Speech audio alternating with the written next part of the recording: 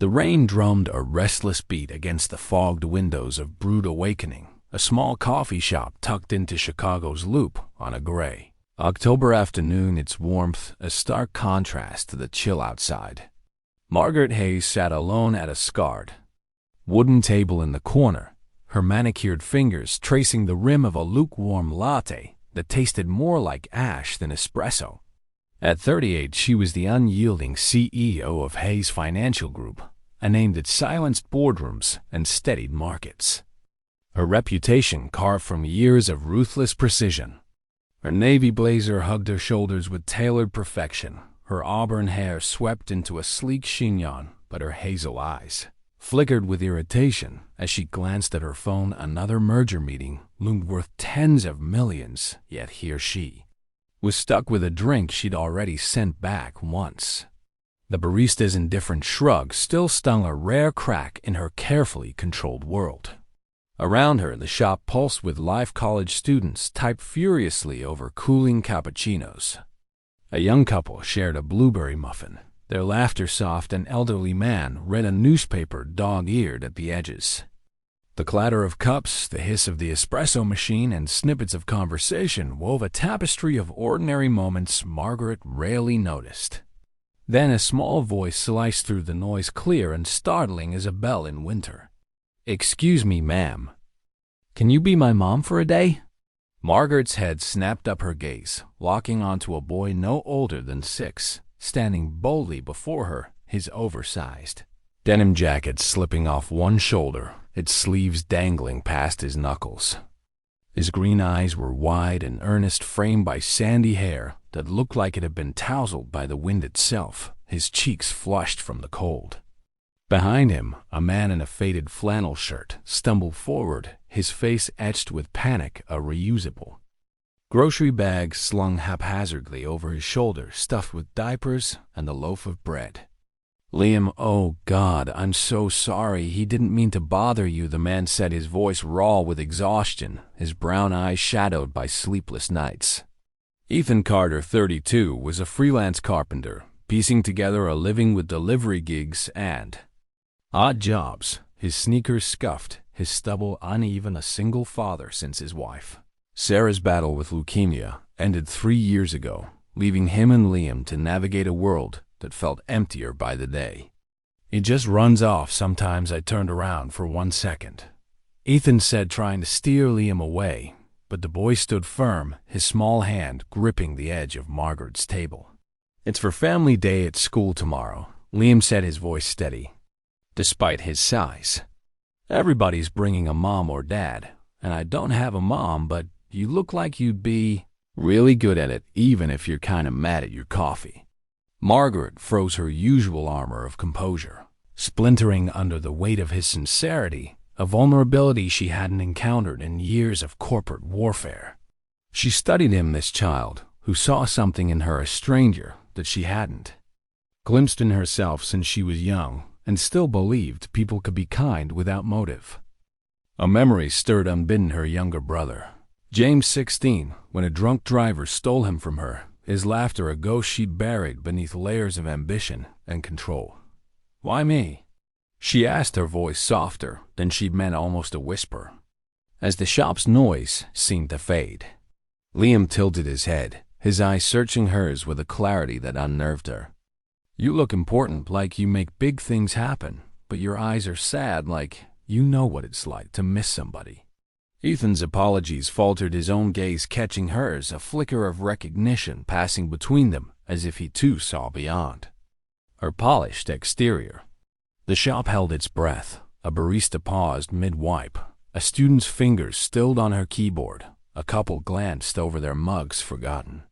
Margaret should have dismissed it, stood up, gathered her leather briefcase, and walked away back to her world of contracts and skyscrapers where emotions were liabilities she could afford to ignore. But Liam's words clung to her like damp autumn leaves, pulling at something she'd locked away long ago. "What time is this family day?" she asked, her tone measured, but her heart unsteady. Liam's jaw dropped, his face lighting up like a sunrise. 10 o'clock at Lincoln Park Elementary, Room 3, he said, beaming, pride swelling in his chest. Ethan blinked, stunned, his hand still on his son's shoulder. "You don't have to do this, ma'am. He started," but Margaret cut him off, her gaze shifting to him, firm, yet not unkind. "I said I'll be there." She rose, smoothing her coat with a practiced motion, her heels clicking softly against the warm linoleum as she moved toward the door. "Thank you," Ethan said quietly, his voice thick with something like gratitude or disbelief she didn't turn to. "See which?" The rain greeted her outside, cool and sharp, washing over her face as she stepped onto the bustling sidewalk, the city's pulse, loud but distant. Liam's question echoed louder than the honks and chatter, a small boy's plea that felt less like a request and more like a lifeline, one she hadn't known she needed until she'd reached for it. Back in her Lakeshore Drive penthouse that night, the city's glitter beyond her floor-to-ceiling windows felt colder than usual, her thoughts tethered to a coffee shop moment that refused to fade. The morning sun filtered weakly through Chicago's overcast sky, casting a soft glow on Lincoln Park Elementary, a modest red brick school where children's laughter spilled onto the playground like scattered marbles. Margaret Hayes stepped out of her sleek black sedan at precisely 9:55 a.m., her tailored gray coat, understated but immaculate, a stark contrast to the jeans and hoodies of the parents milling about.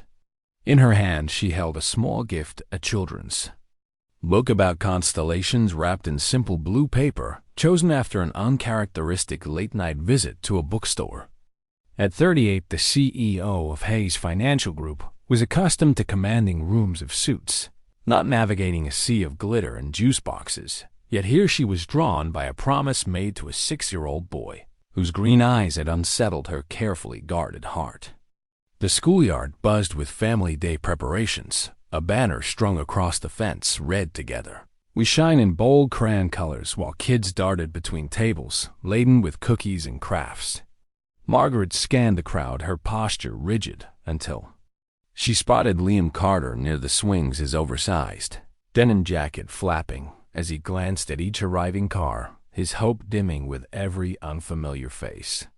Then his eyes found her, and his grin erupted brighter than the sun breaking through clouds. "You came," he shouted, sprinting toward her, his sneakers kicking up gravel. Margaret's lips curved faintly, her chest tightening at his unguarded joy. "I don't make promises I don't keep," she said, brushing a stray lock of sandy hair from his forehead. Liam grabbed her hand without hesitation, pulling her toward the school, his chatter a stream of excitement about paper rockets and cupcake frosting.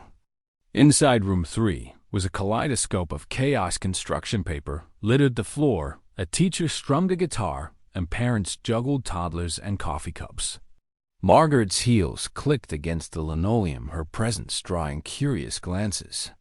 But Liam was oblivious, proudly announcing to a cluster of wide-eyed first graders, "This is my mom for today." The words landed like a stone in still water, rippling through her, a mix of discomfort and something warmer she couldn't name. She sat stiffly on a tiny chair, her knees protesting as Liam handed her a sheet of paper and a glue stick.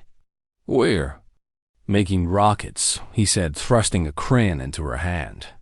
Margaret, who hadn't held a crayon since childhood, fumbled through the task, her rocket more a lopsided triangle than a spacecraft, but Liam beamed, calling it super cool.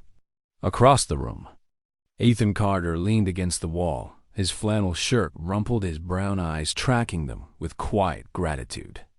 He'd arrived late after a delivery job ran long, his hands still dusted with sawdust from a night spent building bookshelves for a client.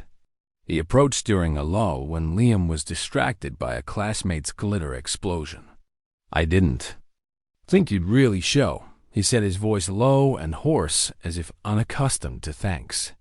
Margaret met his gaze, her expression guarded. "I said I would." A pause stretched between them, heavy with unspoken questions, until Ethan ventured, "You don't seem like the type who does school events." She raised an eyebrow.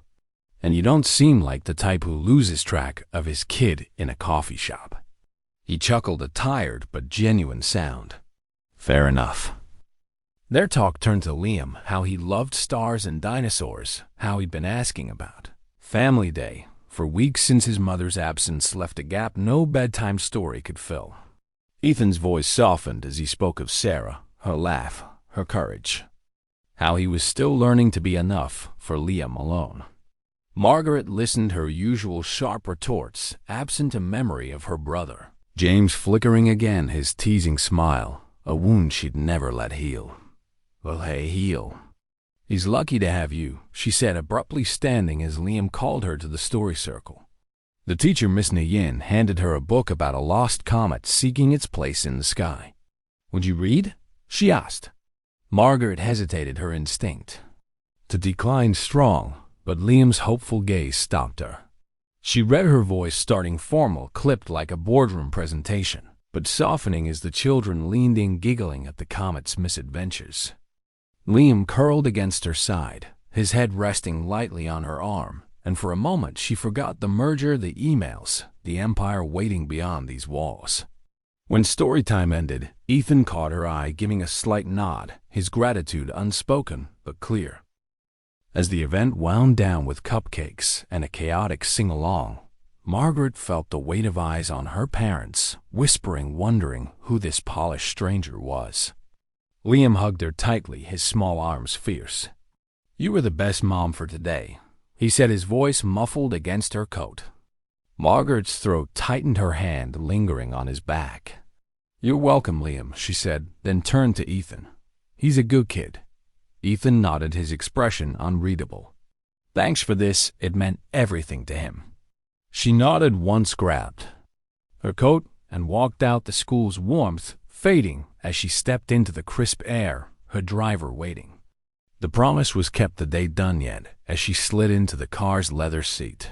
Liam's hug clung to her, a quiet ache she couldn't shake, stirring questions she wasn't ready to answer about why she'd come and why she didn't want to leave.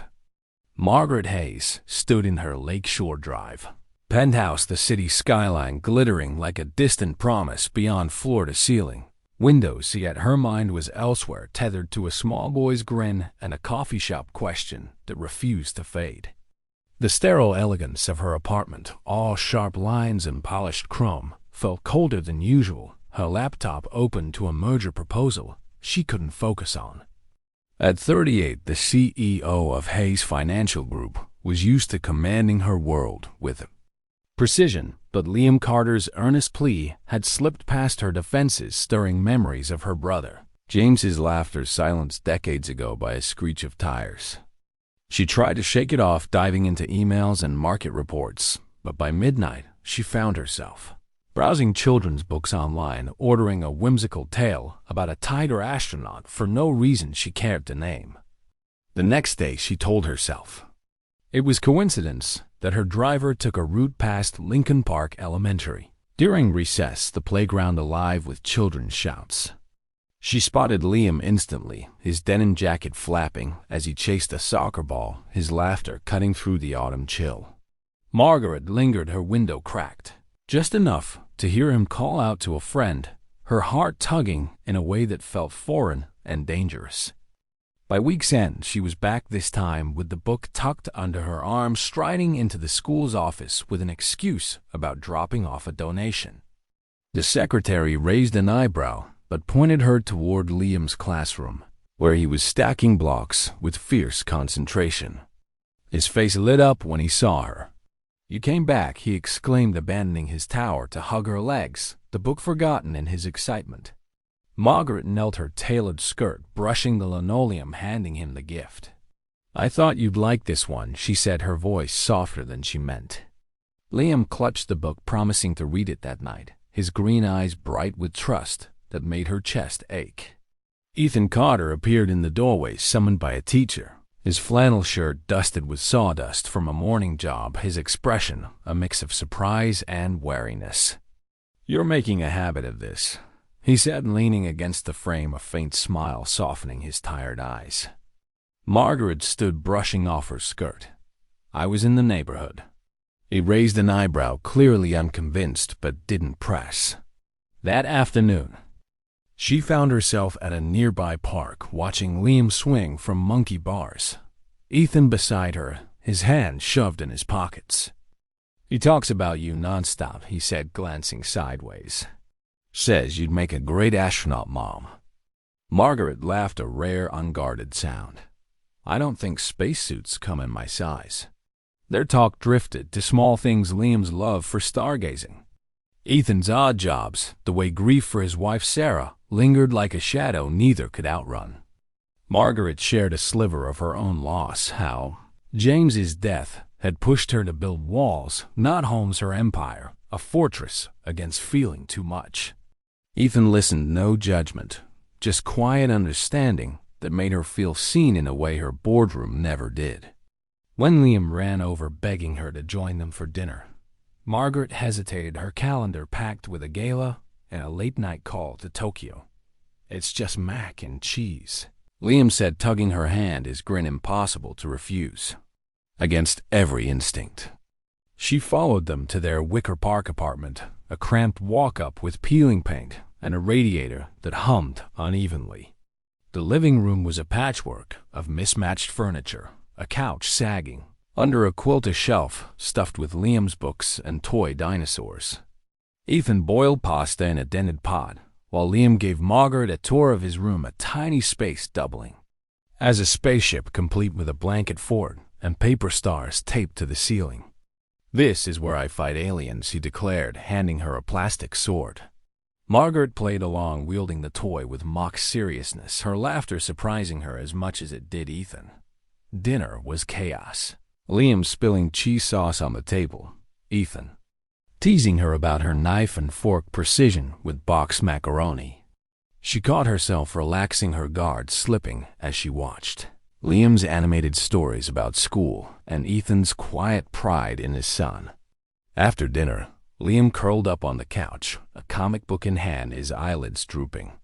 Margaret sat beside him, reading a page aloud, her voice finding a rhythm she didn't know she had. When he fell asleep against her shoulder, his warmth seeping through her blouse, she froze, not because it was uncomfortable, but because it wasn't.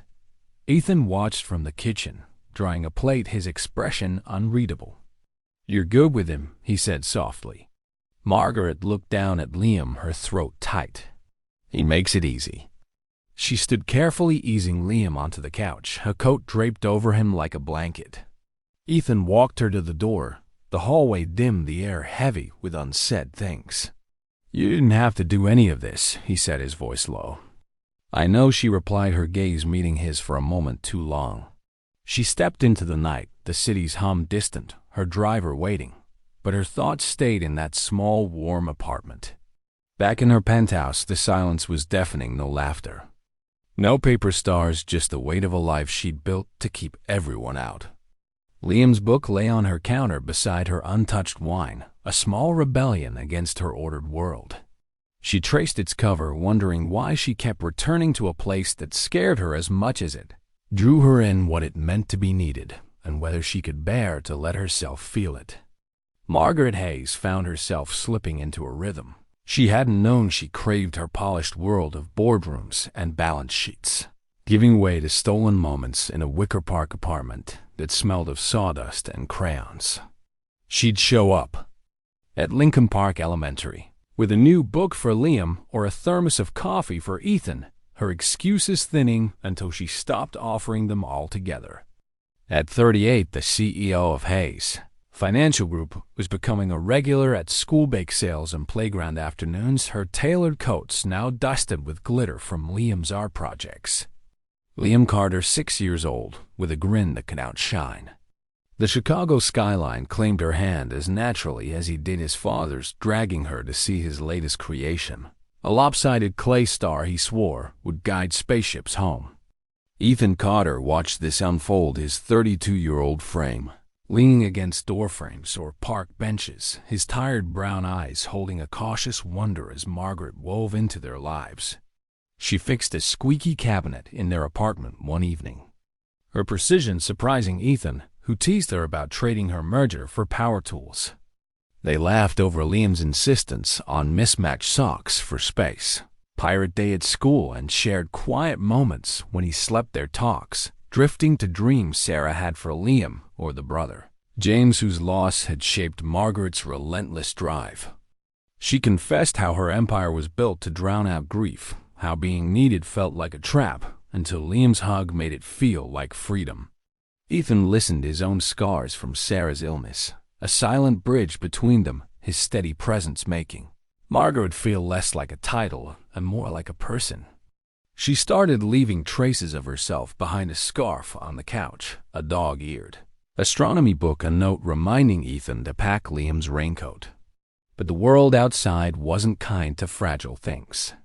A blurry cell phone video surfaced online. Margaret helping Liam with a kite in Grant Park, her face unmistakable alongside Ethan's unassuming smile. By morning, tabloids screamed billionaire CEO's secret charity stunt, while finance blogs speculated on her image rebrand. Her board of directors summoned her to a sterile conference, call their voices sharp with warnings about reputational risks. Her association with an emotionally volatile civilian family, a liability to shareholder confidence. Margaret sat in her glass-walled penthouse, the city's glitter below feeling like a cage, her jaw tight as she deflected their concerns. "It's my life," she said, her voice steel, but her heart unsteady. Meanwhile, Ethan faced a darker threat. A letter arrived in a crisp envelope, no return address, just the name Robert Kane scrawled in precise ink. Robert, Sarah's estranged brother, hadn't been seen since her funeral, where he blamed Ethan for her death, his grief twisted into venom. Now he sought custody of Liam, claiming Ethan's gig work and cramped apartment proved him unfit. Ethan read the petition at his kitchen table, his hands shaking, Liam asleep in the next room, unaware of the storm brewing. When Margaret arrived that evening, her heels clicking softly on the worn stairs, Ethan handed her the letter without a word. She read it, her expression darkening. "I'll hire the best custody lawyer in Chicago," she said, her voice low and fierce. Ethan shook his head, his eyes hard. "This isn't your fight, Margaret, and I don't want your money fixing my life." The words stung sharper than she expected, her instinct to control clashing with his pride. "It's not about money," she snapped. "It's about Liam." Ethan's shoulders sagged, his voice dropping. "I know, but I can't let him think he's a problem you solve with a check." The tension crackled between them, two people who cared too much to back down, yet too scared to admit. "Why?" Liam's nightmare broke the standoff, his cries pulling them to his room, where he clung to Ethan, sobbing about monsters under the bed. Margaret knelt beside them, her hand on Liam's back, her voice soft as she hummed a lullaby she hadn't sung since James was small. Ethan watched her, his anger fading, replaced by something raw and unguarded. As Liam drifted back to sleep, his small hand clutching hers, Margaret looked at Ethan. "I'm not trying to buy you," she whispered. "I'm trying to stand with you." He nodded, once his throat tight. "I know, I'm just not used to anyone staying." They sat in the dim light, Liam's breathing steady, the weight of Robert's threat, and the media's glare pressing down. Margaret's phone buzzed with emails from her board, but she silenced it, slipping it into her pocket. Ethan glanced at her. "You could walk away, you know nobody would blame you." She met his gaze, her eyes fierce. "I would." The words settled between them, a promise heavier than any contract she'd signed. Back in her penthouse that night, the city's hum was drowned out by the memory of Liam's small hand in hers, Ethan's quiet strength beside her. She opened her laptop, drafting a statement to quash the media storm, but paused, her fingers hovering over the keys. For the first time, her empire felt like a shadow compared to the warmth of a tiny apartment where a boy called her name with joy, and a man looked at her like she was enough. The fight for Liam loomed, and with it the risk of losing something she hadn't even known. She wanted a place to belong, not built with power, but with love. The Chicago family courtroom was a cold, gray box, its fluorescent lights humming faintly as Margaret Hayes sat in the back row, her tailored coat folded neatly over her arm, her hazel eyes fixed on Ethan Carter and his son Liam. At 38, the CEO of Hayes Financial Group was no stranger to high-stakes battles, but this one felt raw, personal, the kind that could unravel everything she'd begun to hold dear. Ethan stood at the defendant's table, his only suit, a hand-me-down from his father, slightly too big at the shoulders, but clean, and pressed his hands clenched to hide their tremor. Liam, 6 years old, sat beside him in a sweater Margaret had bought, his green eyes wide with confusion, clutching a stuffed dinosaur she'd given him after a school play. The air was thick with tension as Robert Kane, Sarah's brother, strode in his tailored gray suit, gleaming under the lights, flanked by a lawyer whose sharp smile promised a calculated dismantling of Ethan's life. Robert's petition for custody loomed like a storm cloud, claiming Ethan's unstable income and modest apartment made him unfit to raise Liam. Margaret's stomach churned her, instinct to fix things with power and money warring with Ethan's plea to let him fight his own battle. The hearing began with Robert's lawyer painting Ethan as a failure, a freelance carpenter scraping by on gig work with no health insurance, no college degree, no future to offer a child. She hinted at Margaret's presence as a publicity stunt, a billionaire's whim to play savior. Ethan's face remained steady, but his fingers curled tighter in his lap. Margaret's turn came unexpectedly when Ethan's overworked public defender called her to testify. She rose, her heels clicking against the polished floor, her voice clear and unyielding. "I've negotiated with world leaders and built a billion-dollar empire," she said, her gaze sweeping the room.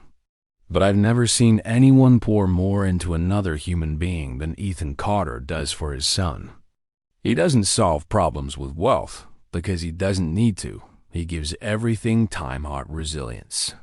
If love is a measure of fitness, then Ethan is the standard." The courtroom stilled. Even the judge leaned forward, his expression unreadable.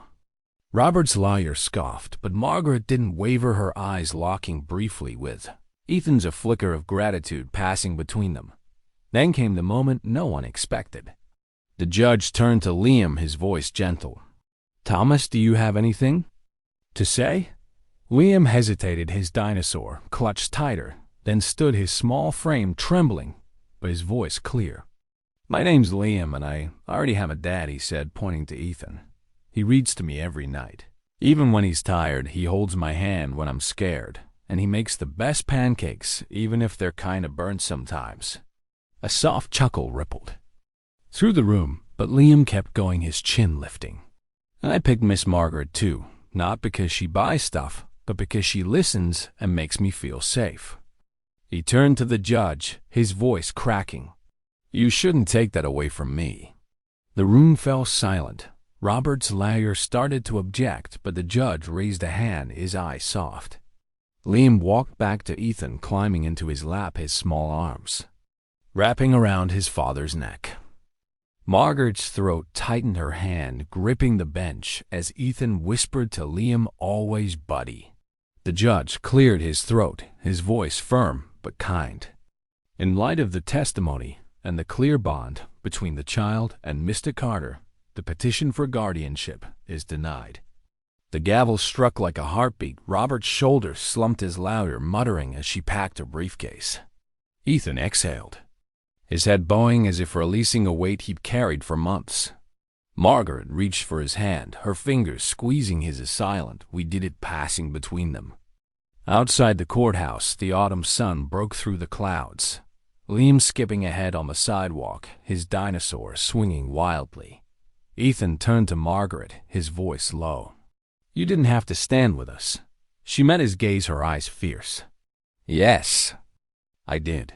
He studied her, a question forming in his tired brown eyes. "Why?" She paused, her voice softening. "Because you're the first thing in my life that's felt real in years, and I'm done letting real things slip away."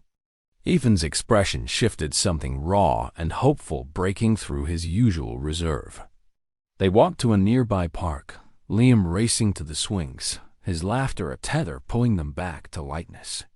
As he played, Ethan and Margaret sat on a bench, the weight of the day settling. I was scared, Ethan admitted, his voice barely above a whisper. Not just of losing him, but of failing him. Margaret nodded, her own fears mirrored in his words.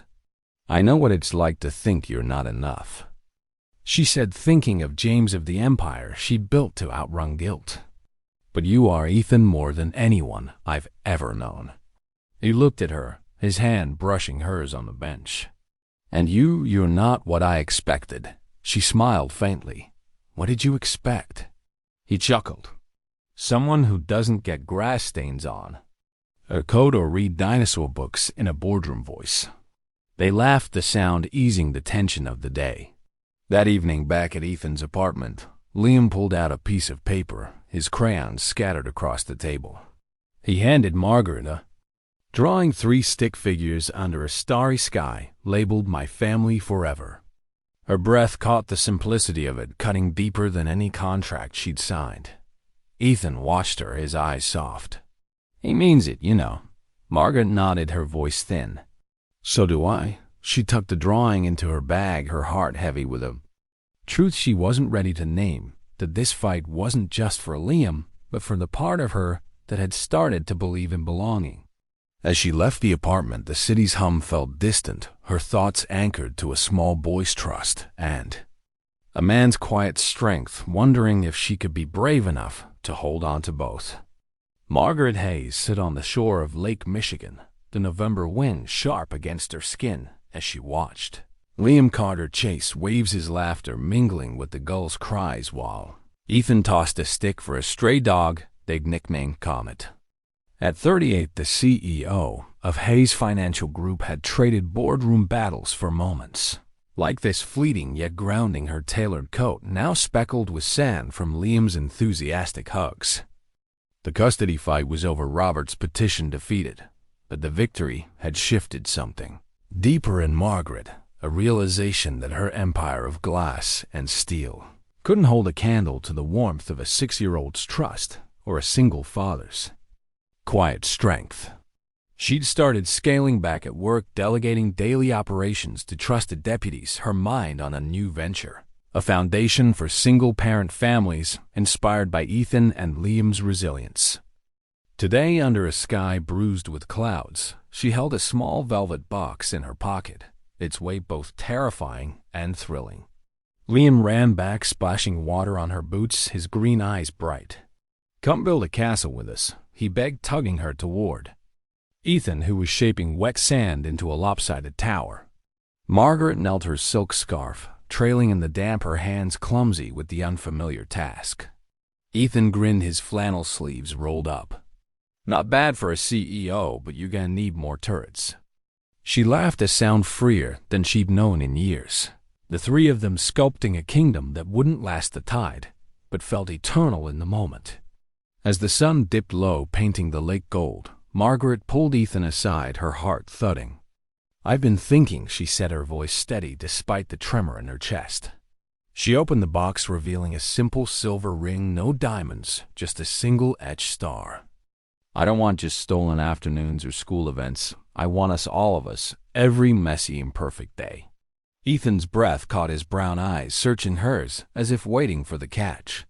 Margaret, you don't have to. They started, but she shook her head. I'm not here because I have to. I'm here because I choose to every day, if you'll have me. Liam, who'd been eavesdropping, leapt between them, shouting, Say yes, Dad, she's the best. Ethan laughed, his voice thick, pulling her close. I already do. They kissed, the wind swirling around them, Liam cheering as Comet barked wildly. That evening they drove to a modest house in Evanston, not a penthouse, but a home with creaky floors, and a backyard where Liam could run. They bought it together, pooling Ethan's savings with Margaret's resources, a step toward a life they were building brick by brick. The wedding came weeks later, not a spectacle, but a quiet affair in their new backyard, white roses climbing a wooden arch Ethan had built himself. Margaret wore a cream dress, soft and unadorned, a daisy tucked in her hair at Liam's insistence. Ethan's suit was simple, his tie, a cartoon star pattern Liam had picked out. Liam stood proudly as ring bearer, his sneakers lighting up with each step, a velvet box clutched tightly. Their vows were unspoken promises woven into glances, Ethan's. Hand steady in hers, Margaret's voice catching as she whispered, "You're my home." Liam interrupted, giggling. I picked you both first, drawing laughter from the small crowd of friends and teachers. They danced barefoot on the grass, Liam twirling between them, no music, just their shared joy. Weeks later, the Second Chance Foundation opened its doors in a repurposed community center, its walls painted with stars and rockets, a nod to Liam's dreams. Margaret stood beside Ethan as Liam cut the ribbon, his small hands wielding oversized scissors, his grin wide enough to light the room. Inside, he pulled a crumpled dollar bill and 2 quarters from his pocket, pressing them into Margaret's hand. "For another kid who needs a family," he said, his voice solemn. Margaret knelt, tears pricking her eyes. "You didn't just find a family, Liam, you built one." He hugged her tightly, whispering, "You can drop the mist now." Ethan pulled them both into his arms, the crowd's cheers fading into a hum of possibility. That night in their new home, they sat at a wobbly kitchen table, eating takeout pizza, Liam insisting Margaret try dipping it in ranch. She grimaced, but complied, his laughter worth the culinary crime. Ethan watched her, his eyes soft. "You've changed." Everything, he said later as they tucked Liam into bed, his stuffed dinosaur nestled beside him. Margaret leaned against the doorframe, her heart full. "No, we did together." Outside, the stars gleamed through the window, a reminder of the constellation book she'd first given Liam, now dog-eared on his shelf. The foundation grew in the months that followed, helping single parents find housing, funding scholarships for kids like Liam who deserved a chance to shine. One evening, under a fading sunset, Margaret sat on their front steps, sipping tea, watching Ethan and Liam race across the lawn, Comet barking at their heels. Ethan flopped beside her, panting. "He's got your stubbornness," he teased. Margaret grinned. "And your heart." They sat shoulder to shoulder, the world quiet save for Liam's laughter. "You ever think about how this started?" Ethan asked, his voice low. "A kid, a coffee shop, a question I didn't know I needed." She leaned into him. "Every day." As they tucked Liam in that night, he murmured sleepily, "Thanks for staying." Margaret kissed his forehead, her voice breaking. "Always." Ethan whispered, "Even when the pizza's cold." Liam giggled, drifting to dreams. Outside, the sky stretched endless, their home warm with the life they'd chosen, not perfect, but real. The sink still leaked, Liam's still wore mismatched socks, but now their coats hung side by side. A toothbrush cup held 3, and love lived in the spaces between burnt toast and shared stories. A family not born but built with every choice to stay.